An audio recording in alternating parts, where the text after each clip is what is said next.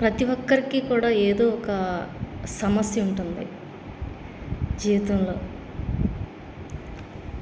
ఆ సమస్యను మనకు మనమే పరిష్కరించుకోలేము.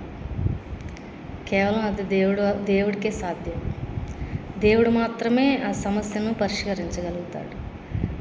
ఎందుకంటే నేను తోపును, నేను తురుమును, నేను ఏదైనా చేయగలను అని అనుకున్న ప్రతి ఒక్కళ్ళు కూడా తప్పనిసరిగా సమస్యల్లో ఇరుక్కుంటారు. ఎందుకంటే వారికి ఉండే ఓవర్ కాన్ఫిడెంట్. అది నా జీవితంలో కూడా ఉండేది ఒకప్పుడు, కానీ ఇప్పుడు అది తీసేసుకున్నాను. అది దేవుని పాదాల దగ్గర పూర్తిగా భూమిలోకి అణచబడిపోయి సంపూర్ణంగా దేవుడు ఏం చేస్తే దానికి సిద్ధంగా ఉన్నాను అని ఒక చచ్చిన పాములాగా, చచ్చిన కుక్కలాగా నేను ఈ రోజున బ్రతుకుతున్నా.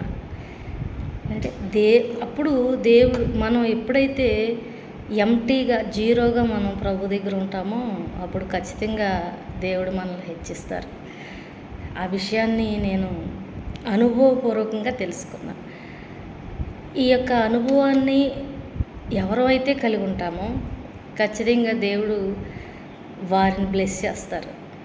ఈరోజున దేవుడు నన్ను బ్లెస్ చేశారు. ఆయన కృప ద్వారా కానీ ఈ రోజున ఇలా నేను ఉన్నానంటే కేవలం ఆయన కృప.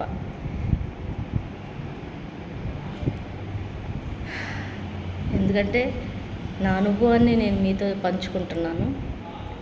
అది మీకు ఇష్టమైతే మీరు కూడా దాన్ని ఫాలో చేయండి. ఖచ్చితంగా దేవుని దీవెనలు పొందండి. దేవుడు మిమ్మల్ని దీవించును గాక.